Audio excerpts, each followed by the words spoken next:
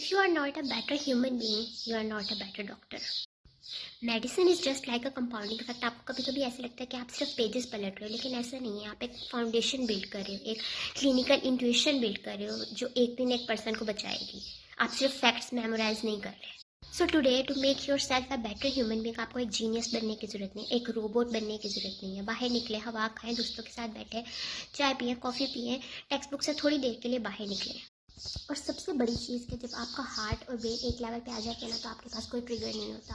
कोई ट्रिगर जो आपको ख़राब कर सके, कोई ट्रिगर जो दूसरे को ख़राब कर सके। तो सबसे पहले अपने हार्ट और ब्रेन को एक लेवल पे लेके आए। आपको क्या चाहिए लाइफ में, अगर आपको वो चाहिए तो उसके लिए आपको रिजिलियंट तो होना पड़ेगा, लेकिन आपको बर्न आउट भी नहीं होना। तो अपना ख्याल रखें, अपने साथ वालों का ख्याल रखें, अपनी मेंटल हेल्थ का ख्याल रखें, ताकि आप एक बेटर ह्यूमन बीइंग बन सकें और कल को एक बेटर डॉक्टर।